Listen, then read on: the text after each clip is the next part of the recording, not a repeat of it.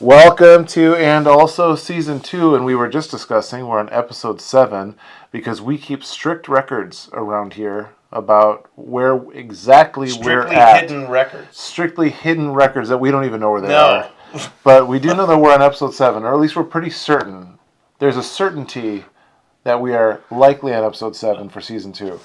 That is how well we track things around here. Could be. In the old studio. That's it. Also known as my office. But John and Kirk, or Kirk and John, as I like it to go. And we are looking through the book of Romans in the series of Faith Alliance Church. And this week, or last Sunday, we did chapter 8. So we're going to talk about Romans chapter 8. So if you need a moment to reread it, you can take that moment. Otherwise, We'll wait. We'll fill you in on all the goodies in Romans 8. So Press pause now. what are the? No, we'll just pause in the podcast. That's it. We'll just wait. Yeah, For how long approximately it takes to read through. And that'll actually just be the podcast itself. Is us just the long waiting pause. for you to read. We're not actually going to read it to you. We're just going to wait while you read. Continue on, please. We could throw in some sound effects here and there. You know. Wow. That's interesting. See how that works out. Anyway, what are the goodies in chapter 8? Well, one thing I liked and thought was kind of funny or adorable during service, you mentioned that Abba was Aramaic. Abba is currently in use. Oh, and great, yeah. If you go to Israel, there's a lot of little kids running around yelling Abba. Abba. Yeah.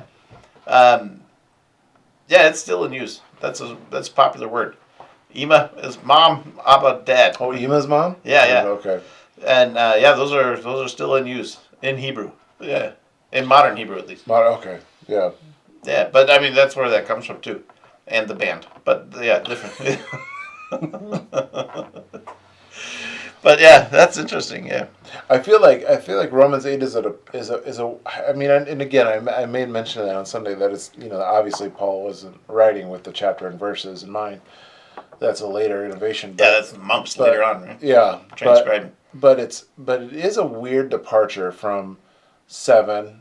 I mean, it's an answer to 7. Who helped me escape from this body of death, into 8. But 8's like its own kind of universe. As I mentioned earlier before we started recording, getting into 9 changes as well. But like 8's kind of its own universe where it really sets up like here's what life is like in Christ. There's no condemnation. There's no greater thing than love. Like this, it's all this picture of life inside of Christ. Whereas I feel like up until this point, 1 through 7, Paul said it. I feel like he's teeing all that up, like because he's like, well, do we find life here? Do we find life there? Do we find life there? We can't find life other than Christ. And then now he's like, okay, this is what it looks like. Because then 9, 10, 11 are a lot of history, kind of Judaism history, and then the grafting into Gentiles, and then you get to 12, and it's all about how do we live. So it's this strange progression of what does it look like for us to live now that we understand Romans 8. So I feel like it's its own universe, but I don't know. I look at this whole book. I mean, this is hefty stuff, right? I think so. Because no one else is spelling out how do we live, right? Not like this. Right? Yeah. I mean, I'm sure face to face that was being done, but not writing it down. Yeah. Or that hasn't survived into modern times. If someone did. I think I've read that. And, I don't know how true this is, but I've read that Romans is the most kind of comprehensive treatise on the gospel. That it's because it talks about what it did, who we are from it, and then what do we do about it. So he even gets into like because later on the strong and the weak Christian is a big portion of what Romans is about. Like how do we actually live in light of all this stuff that's happened. So it seems like that because even you think about the other books and they're good pictures, but like Romans is really like it's a full picture. Yeah. I think, and I think it's that way because he's making the argument, right? It's like a giant rhetorical It is oratory. that's right? true. So at those times, pre-TV, pre-internet, right? The radio, yeah. Pre-short attention spans. Yes. People had to focus on things for a long time, and they would sit around and debate stuff. That's true. This is that whole debate done on one-sided. That's true. Making arguments that people are going to make. What about this? What about this? And then knocking those things down one by one until you get to the root, right? The one thing, the one pure piece that can't be removed, and the truth, right? Huh. And now that we know that truth, then we build everything else out of it, right? That's this book. And I think you're right too, because he's writing. So every other book, every other New Testament letter, is written to a specific church with a specific issue. I mean, maybe with the exception of Ephesians, or to a person, right? Titus. Titus, right? Yeah. Romans is not a particular issue. He even says I haven't been there. So it's not a particular issue. You're right. It seems to be just a general rhetorical view of the gospel, not based on 1st, 2nd Corinthians, based on some very suspect behavior. Romans, you don't have that. So you're right. The whole tone of the book the letter is very different, which is helpful because you kind of get this picture. Okay, then what's the standard for life? Like what is it? Where do we find? We can find in the Gospels. But then, what does it mean for us to live from that place? The one true thing. Once you knock everything down, what's left? Okay, this is worthwhile living from. How do we do that? And Paul, 12, 13, 14, 15 are great chapters about what does it mean to live. If we're not condemned, we have life. We're given the Spirit who cries out, Abba, Father, and the love that we're more than conquerors through Him who loved us. Or who else could come against us? If God who sent His own Son is for us, then who else? If all that's true, then man, that should make a difference in how we live going on. And I think Paul sets that up really well. Like, here's what it means for us to live that way. And it's pretty, radical is not a great word to use nowadays, but it is, it's highly countercultural because he talks about submitting to Christian families, submitting to your brothers, submitting to others. He talks about submission to authority, even submission to government. All that in Romans 13. But it's all unlike the way that they would have lived before that. But it's all based on this idea of what does it mean for us to live with God as a Christ as center and the one who's greater than everything. Yeah, that sums it up. All right, great. Well, so not only have they read the chapter, we just completely summed it up. Yeah, that was awesome. Look at us. We are checking each box in efficiency. Fastest podcast ever. So how do you reconcile? So Romans 7, Paul says, I can't do this. I can't. I want to do this, but I can't. I don't want to do this, but I do. Who can save me from the body of death? Jesus Christ the Lord. And then he goes into Romans 8, and we just, as we just said, he's setting up this argument, and again, what it needs to be mentioned that Paul is what Paul is good at. He's a master at this stuff of being able to debate and provide good rhetoric. That's what he's trained to do. But still, there seems to be this personal aspect in 7 and this plea in 7, and then this like celebration in 8, and they're only reconciled in the person of Christ. But celebration and acknowledgement that we're more than conquerors, but suffering is part of our existence. Okay, so that's yes. So maybe you just answered the question. So that was the question: is how do you all of a sudden like turn this corner? Because the Christianity I never want to sell is the Christianity where so it does say we're more than conquerors through Him who loved us. What that doesn't mean is that life becomes perfect and we because I think some of the, and this might be I don't know when this came about. This might be a certain perspective or flavor of Christianity.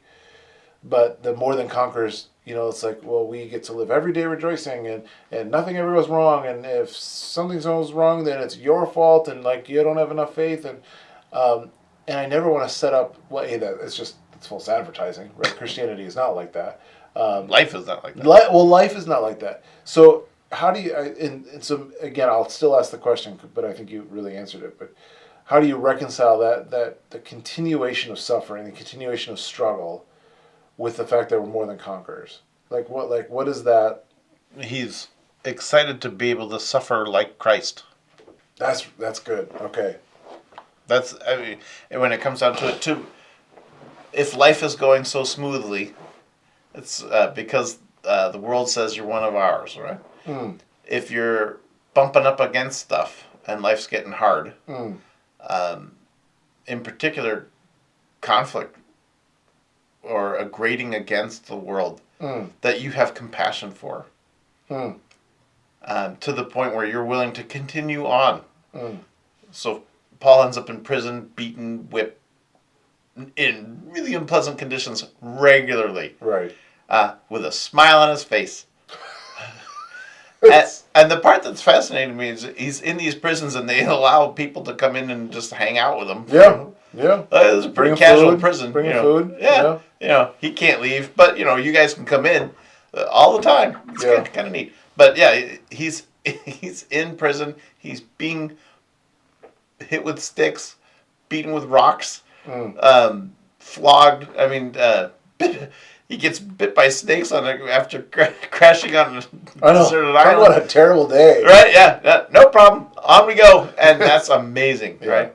Because he knows that he has a purpose that God put him on earth to take care of, and that suffering is part of the gig, and it shows a strength to others who assume that the human spirit will crumble underneath it, but it's because his spirit is being empowered through faith that it doesn't, and that's an outward sign that seems unintentional.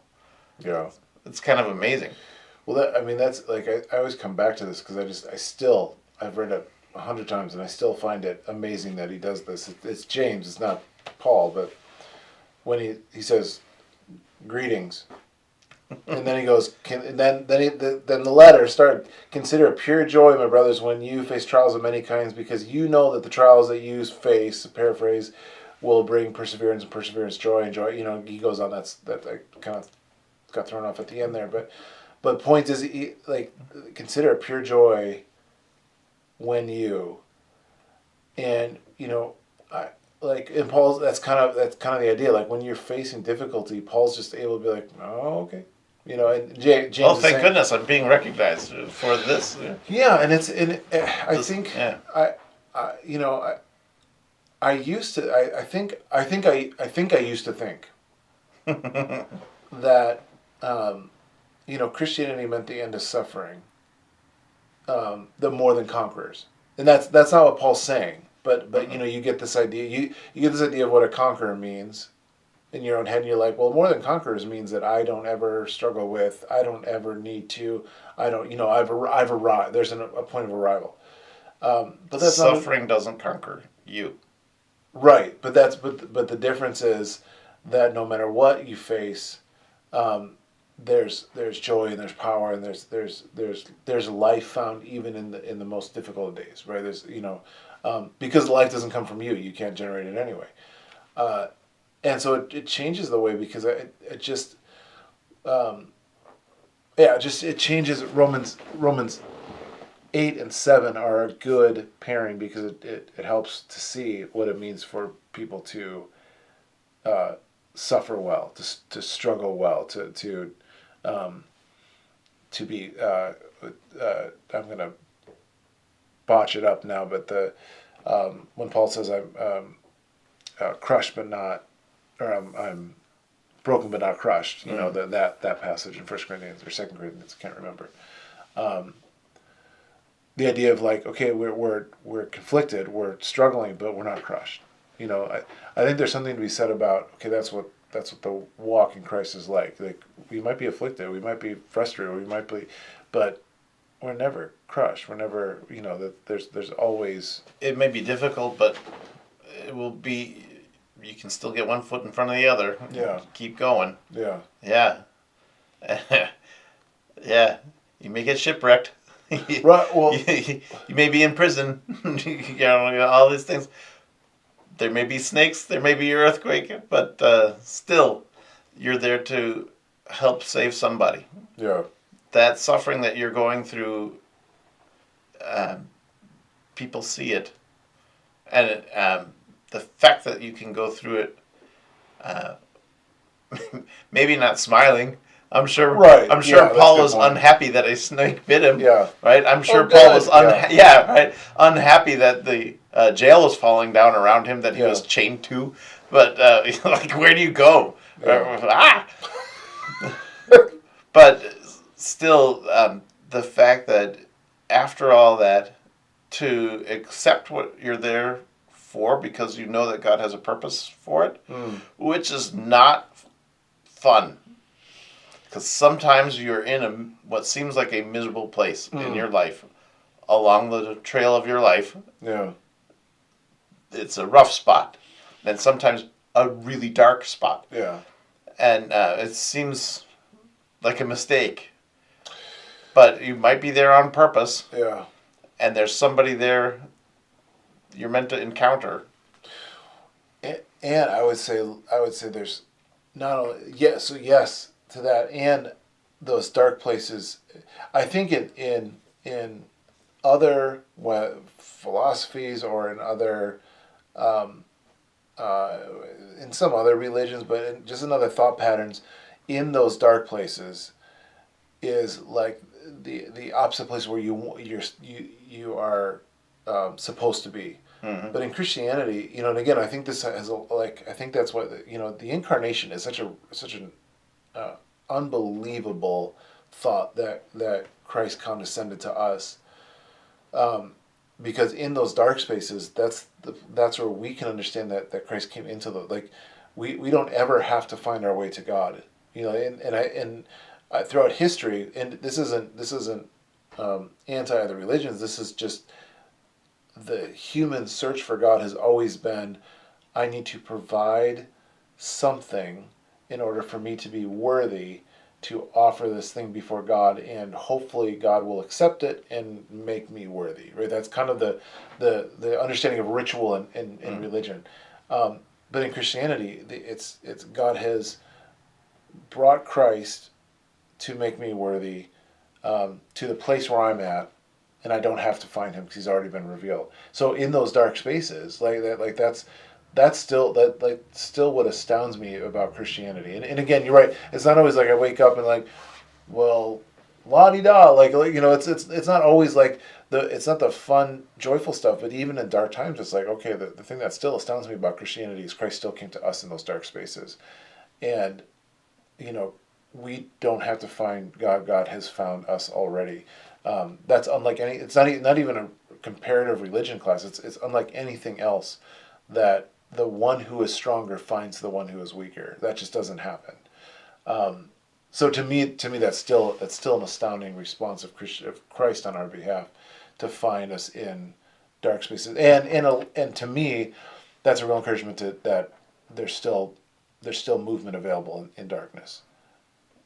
Now I look at it too, like for Christ to come down and suffer, right, in a way that is an intended horrible murder, right, and right, it would kill everyone else. He died. Right. It did kill him. Yeah. But then, ta-da, we're back, and that's the part that blows everyone's mind. Yeah. And so soldiers get in trouble. Sanhedrin has to come up with a good story. This is what we're gonna say, right? All that to deal with the fact that then he's hanging around for 40 days. Right. So, yeah. I thought we killed that guy. Yeah. Yeah. Well, you did. I mean, the wind whistles through his hands, but that would be such a great sermon title, "The Wind Whistles Through His Hands." Such Walking on the beach is tough, sand up and through.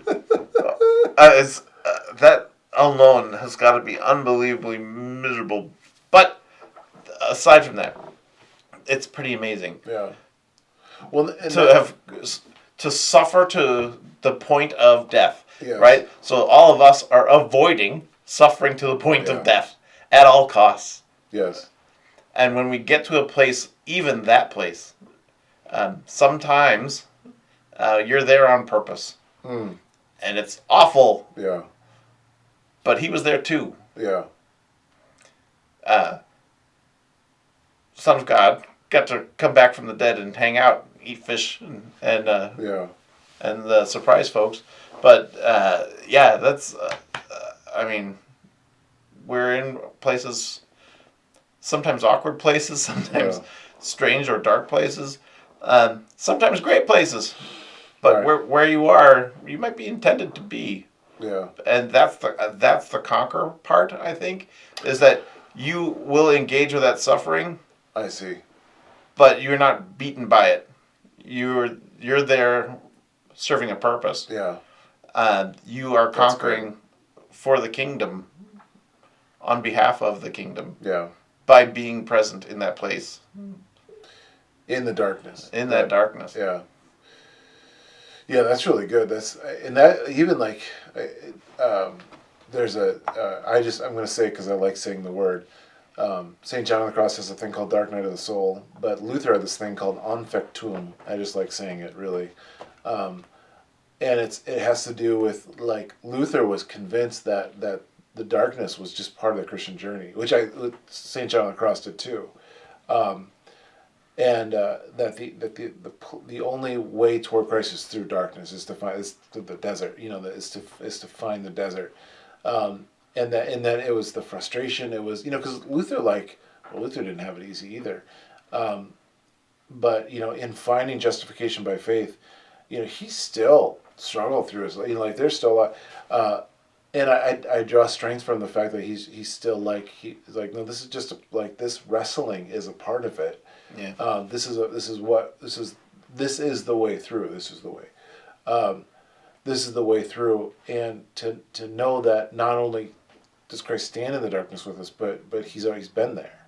Like he's already been to the places that we haven't wanted to face. And there's that we dread. That we dread. And there's a strength that's drawn from that as well. So, and I think Romans 8 keeps I appreciate what you're saying, because I think and again I'm tempted to do this, but Romans 8 kind of lifts from the page, and you get the Abba Father stuff. You get all this the no condemnation stuff, though you got to face condemnation, but you still get the no condemnation stuff. You get the more than conquer stuff, that no height nor depth nor life, all that. It kind of lifts itself from the page, but maybe the reality is it needs to be lowered into the darkness to understand no, the love of God still still shines in dark places. I would say that the darkness is a piece of it, but you can not feel drawn down into it because you are conqueror. Because I see what you're saying. Yeah, you don't have, because the condemnation is right. You're past that, right? You still experience the darkness, but not as a condemned. Yeah, you're not pulled down into it. Yeah, you're present in it, but you're passing through it. That's good. So declare that back to the declared fit for use thing that I said on Sunday came out from condemned houses. It's obviously not a theological term. Yeah. It works though, but maybe that's it. You're declared fit for use. You're still present in the darkness. You're just not consumed by it. That's what you're saying. Yes. Yeah, or you should be passing through it. Passing through. Okay, that's good. So there's movement in the darkness versus even sitting in it. Right, because even the times Paul is sitting in a cell, and as you flip through the Bible, he's sitting in a cell a lot, kind of frequently. Yeah, writing entire books of And the then Bible. asking to get into the cell sometimes. Yeah. It's like, Yeah. well, okay, but yeah, he's willing to face it because he knows Yeah. that's just a means to an end, right? Mm. I'm going to meet Caesar, and I'm going to meet Caesar either through this cell or walking up to him, right? We're gonna have a chat regarding this, how this works. That's bold. Yeah. That's amazingly Yeah. bold. But to be that convicted, Yeah. to carry this and understand that he's putting his tunic on one sleeve at a time, just like me, right? It's the same, right? It's to see the world through that viewpoint is amazing. Yeah. That's great. Yeah. It is. Now I'm imagining you with a tunic. So That's a weird tangent, but yeah. You said putting his tunic on just one sleeve Well, at a time, just like me. So I'm thinking they weren't wearing pants, so they went with tunics. Yeah, that's a good point. Good point. I feel like that's an appropriate couching of Romans 8. Not wearing pants. Not wearing pants. That's what it comes down to. If you've learned anything about this podcast, this is it. No, but just and again, I struggle with this, the movement toward this, but I'm also tempted in the movement toward this of turning the theological concepts or decontextualizing certain scripture passages. Right. Like you put certain verses go on a T-shirt, and you're like, this is the entire Christian life, and it's like, oh, it's all happy and sunshiny. Which again, that's the whole Romans 8 list off the page. But I feel like you've couched it in the appropriate terms, where it's like, okay, this is what it all looks like within the some of the mire, some of the but there's always a way through the mire, right? With Christ, as being a conqueror, Yes. So I used to, and well, for time's sake, I'll end on this, and then any thought you have, you get the last thought today. Wow. Should have like the last thought of the day. But I remember a guy, this is years ago, came up and he was talking about how he was he had conquered something. I forget, some kind of sin pattern in his life. He had conquered it. And I thought a lot. I was a new Christian, but I was thinking a lot about that idea of conquering something and what does that mean? And then and because conquering has this like challenge, you're going after the hill, like you're charging the hill, kind of like I've beaten it, like I've done it myself. I like when people say I conquered a mountain. Right. Which really? You went up and over it. You went on it. The mountain could care less. Yeah. And that's kind of the thought is like I conquered this thing, whatever. I don't even remember what it was, but that's kind of it. It's like, well, that's it's kind of an arrogant thing to assume that you've just completely eradicated this thing from your life. But two, it's I think the bigger reality is that we're not conquering things, we're being conquered by Christ. That Christ himself is the one that conquers us in our life. And we're more than conquerors, not because we have defeated much of anything, but because Christ has defeated death and we belong to him. So there's, so just again, it's that more than conquerors. You're thinking it kind of for me at least, places Romans 8 back in line with the kind of the stickiness of the world. It's through that, not lifted out of it. So, last thoughts. The end. That was well placed. Where else would you want the end except for at the end? So that's well, we have solved the perplexities of Romans 8. Okay. I think we skimmed them, but yeah. We have skimmed the perplexities. We have noted the perplexities. We made some bullet points about perplexities. We have made some bullet points about the perplexities of Romans 8. Solving nothing. But made some interesting observations along the way. Once again, glad to do it. Thank you for the time. Hey, thank you. And we will see you next time when we not solve much of anything, but observe the perplexities of the scripture.